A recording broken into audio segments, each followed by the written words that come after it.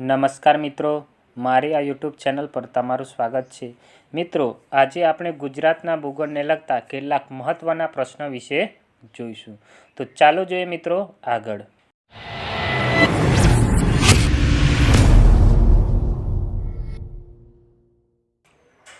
તો ચાલો જોઈએ મિત્રો પ્રથમ પ્રશ્ન।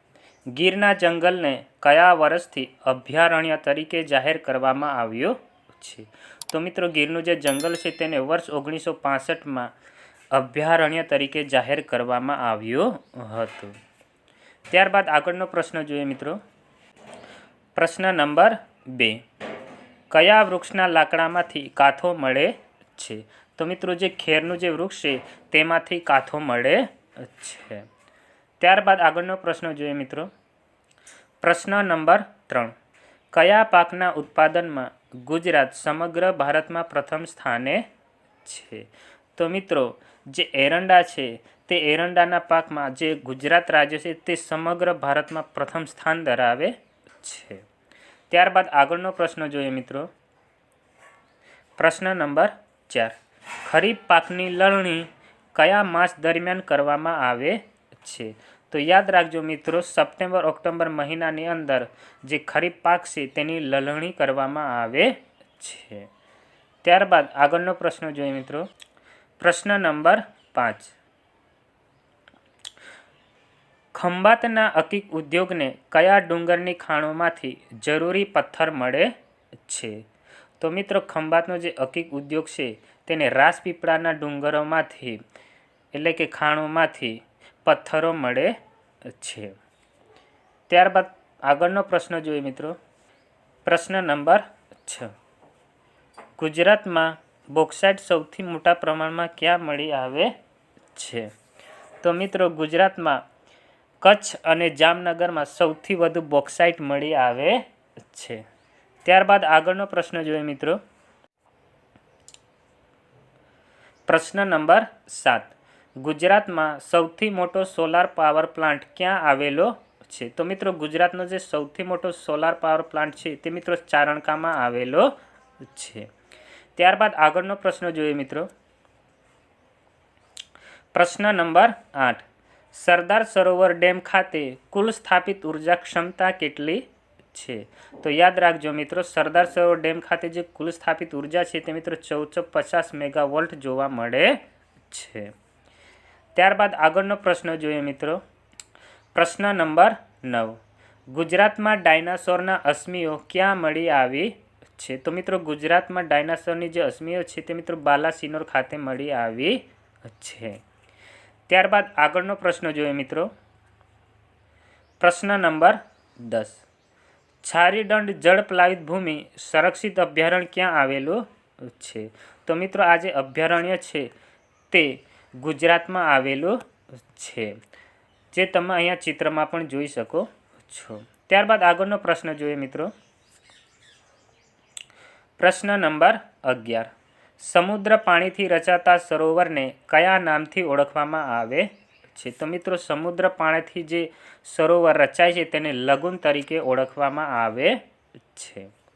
ત્યારબાદ આગળનો પ્રશ્ન જોઈએ। પ્રશ્ન નંબર 12, પૂર્ણા નદીનું ઉદ્ગમ સ્થાન કયું છે? તો મિત્રો જે પૂર્ણા નદી છે તેનું ઉદ્ગમ સ્થાન છે તે મિત્રો પીપળનેરના જંગલોમાંથી જોવા મળે છે। ત્યારબાદ આગળનો પ્રશ્ન જોઈએ મિત્રો। સાપુતારા કઈ પર્વતમાળામાં આવેલું છે? તો મિત્રો સાપુતારા એ સહ્યાદ્રી પર્વતમાળામાં આવેલું છે। ત્યારબાદ આગળનો પ્રશ્ન જોઈએ મિત્રો। પ્રશ્ન નંબર 14, નીચેનામાંથી કયો એક કોલસાનો પ્રકાર નથી? તો મિત્રો જે લિમોનાઇટ છે તે કોલસાનો પ્રકાર નથી। ત્યારબાદ આગળનો પ્રશ્ન જોઈએ મિત્રો। પ્રશ્ન નંબર 15, નીચેનામાંથી કયું પ્રાણી ગીરના અભયારણ્યમાં જોવા મળતું નથી? તો મિત્રો જે વાઘ છે તે ગીરના અભયારણ્યમાં જોવા મળતો નથી। ત્યારબાદ આગળનો પ્રશ્ન જોઈએ મિત્રો। પ્રશ્ન નંબર 16, રાસ્કાબિયર યોજના કઈ નદીનું પાણી લાવે છે? તો મિત્રો રાસ્કાબિયર યોજના છે તે મહી નદીનું પાણી લાવે છે। ત્યારબાદ આગળનો પ્રશ્ન જોઈએ મિત્રો। પ્રશ્ન નંબર 17. પાણિયા અભયારણ્ય કયા જિલ્લામાં આવેલું છે? તો મિત્રો પાણિયા અભયારણ્ય છે તે અમરેલી જિલ્લામાં આવેલું છે. ત્યારબાદ આગળનો પ્રશ્ન જોઈએ મિત્રો. પ્રશ્ન નંબર 18. શેત્રુંજય ડુંગરની દક્ષિણે કયા ડુંગરો આવેલા છે? તો મિત્રો શેત્રુંજય ડુંગરની જે દક્ષિણે મોરદાર ડુંગરો આવેલા છે. ત્યારબાદ આગળ જોઈએ મિત્રો. પ્રશ્ન નંબર 19. વિલ્સન હિલ ક્યાં આવેલું છે? તો મિત્રો વિલ્સન હિલ ધરમપુર ખાતે આવેલું છે. જે ધરમપુર છે એ વલસાડમાં આવેલ છે. ત્યારબાદ આગળનો પ્રશ્ન જોઈએ મિત્રો. પ્રશ્ન નંબર 20. લાખ માટેના મહત્વના જંગલો ક્યાં આવેલા છે? તો મિત્રો લાખ માટેના જે મહત્વના જે જંગલો છે તે પંચમહાલ અને દાહોદ ખાતે આવેલા છે. ત્યારબાદ આગળનો પ્રશ્ન જોઈએ મિત્રો. પ્રશ્ન નંબર 21. મહી અને શેળી નદી વચ્ચે કયું મેદાન આવેલું છે? તો મિત્રો મહી અને શેળી નદી વચ્ચે ચરોતર જે મેદાન છે તે આવેલું છે. ત્યારબાદ આગળનો પ્રશ્ન જોઈએ મિત્રો. પ્રશ્ન નંબર 22. ગુજરાતમાં મેંગ્રુવ જંગલો મુખ્યત્વે ક્યાં જોવા મળે છે? તો મિત્રો ગુજરાતમાં મેંગ્રુવ જંગલો છે તે મિત્રો જામનગર, કચ્છ જિલ્લામાં ખાસ જોવા મળે છે. ત્યારબાદ આગળનો પ્રશ્ન જોઈએ મિત્રો. પ્રશ્ન નંબર 23.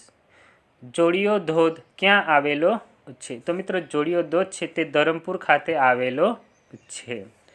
ત્યારબાદ આગળનો પ્રશ્ન જોઈએ મિત્રો. પ્રશ્ન નંબર 24.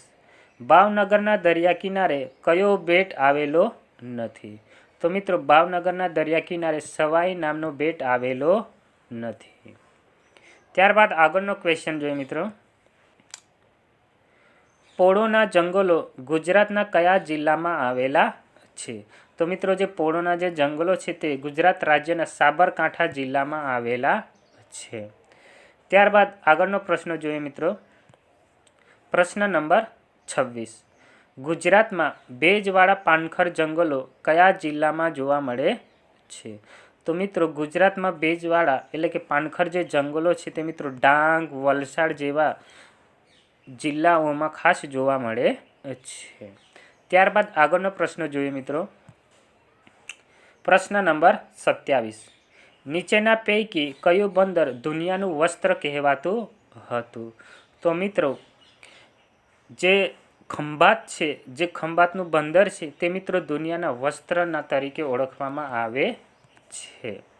ત્યારબાદ આગળનો પ્રશ્ન જોઈએ મિત્રો. પ્રશ્ન નંબર 28. ગુજરાત રાજ્યમાં વન્ય પ્રાણી અભયારણ્યો અને રાષ્ટ્રીય ઉદ્યાનો રાજ્યના ભૌગોલિક વિસ્તારના કેટલા પ્રમાણમાં ભાગ રોકે છે, એટલે કે કેટલા પ્રમાણમાં જોવા મળે છે?